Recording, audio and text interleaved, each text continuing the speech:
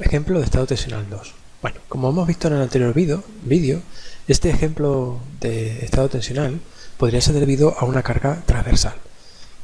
Vamos a poner los dos ejemplos, una fuerza F y aquí una fuerza F de sentido contrario. Si nosotros aplicamos esta fuerza F y analizamos, por ejemplo, una sección transversal, sabemos que el cortante en este punto tendría este sentido. Es decir, que aquí tendríamos tau de xi menor que 0. Por contrario, si hacemos esto, tendríamos una tensión tangencial xi mayor que 0. Pues bien, si analizamos las dos figuras, podemos concluir que esta parte que tenemos aquí estaría trabajando a tracción y esta parte estaría trabajando a compresión. Aquí tendríamos compresión y aquí tendríamos tracción. Por lo tanto, este valor y este valor se corresponderían con este caso de aquí.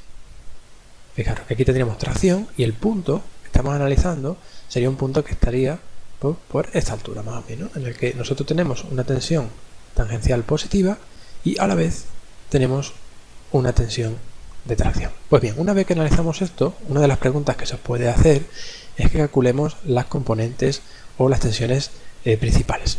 Las tensiones principales, como hemos visto en teoría, sería si nosotros diagonalizamos esta matriz. Diagonalizar esta matriz sería calcular el determinante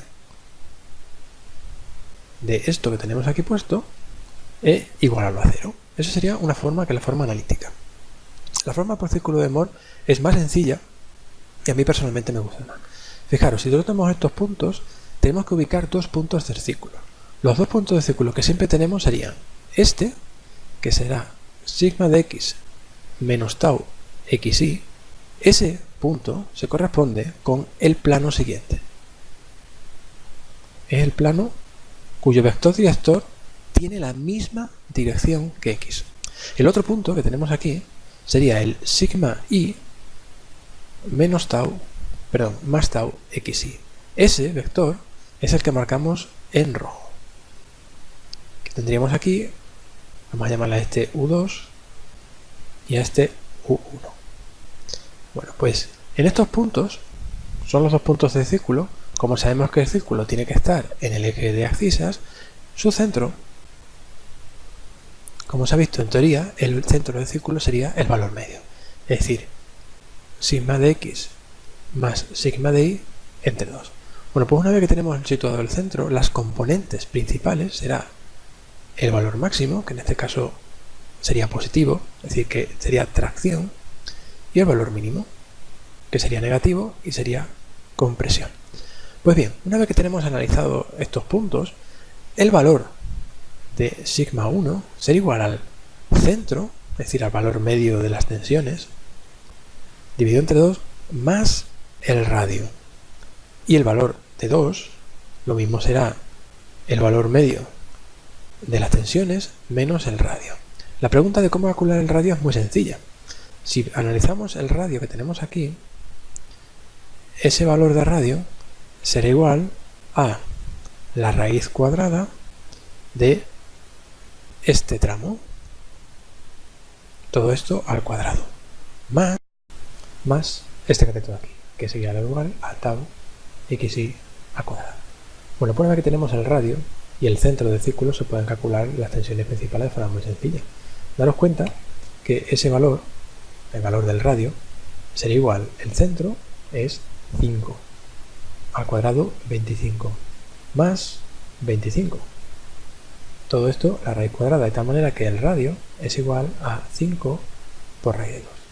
De esta manera es muy sencillo calcular las tensiones principales. Las tensiones principales será sigma 1 será igual a 5 más 5 raíz de 2 y el sigma 2 será igual a 5 menos 5 raíz de 2.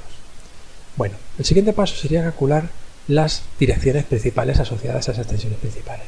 Para ello podemos recurrir al círculo de Mohr, que es mucho más sencillo que intentar diagonalizar esta matriz.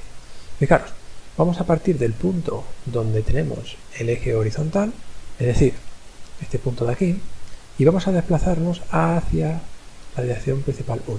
De tal manera que, como hemos dicho antes, ese valor es el valor de 2θp1.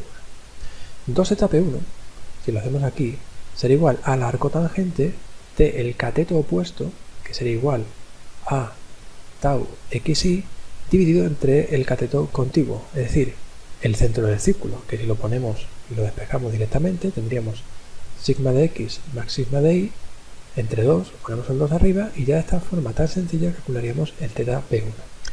El θp1, una vez que lo tenemos aquí, lo podemos representar muy fácil de esta forma. Daros cuenta que si esto es antihorario, aquí también tendría que ser antihorario, de tal manera que aquí tendríamos el vector asociado a la primera tensión principal y el plano que tenemos representado sería ese.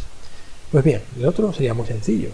La otra tensión, tendríamos esto aquí, de tal manera que esto sería 2θp2. 2θp2 sería igual a 180 menos 2θp1, o es lo mismo. θp2 y θp1 forman ángulos de 90 grados. Es decir, que si nosotros representamos en este plano ese vector, tendríamos aquí el segundo autovector y aquí tendríamos el plano que representa. Pues bien, esas serían las direcciones principales asociadas a las tensiones principales. Lo siguiente que se puede hacer de forma muy sencilla es calcular las tensiones tangenciales máximas y la tensión tangencial máxima en el plano xi. Si nos fijamos de teoría, si el grupo de mañana ya lo habrá visto y el de tarde lo verá mañana viernes, aquí tenemos 3 círculos de luz. El que hemos dibujado antes y 2 más. De tal manera que el mayor es el correspondiente al de tau xi.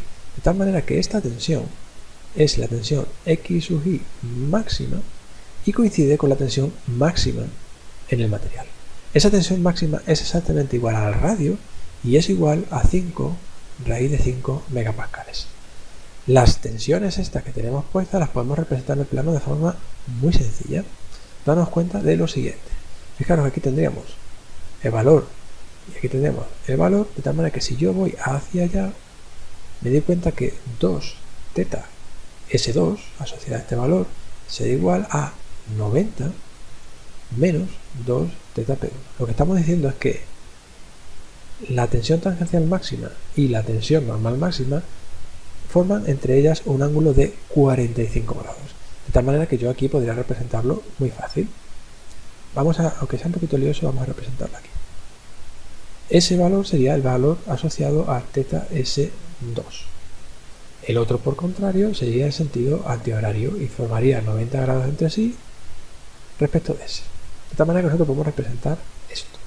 Por último, en el siguiente vídeo lo que vamos a representar es cómo se calculan las componentes intrínsecas a partir de la matriz de esta tensión. No lo voy a hacer aquí para no complicar más el dibujo.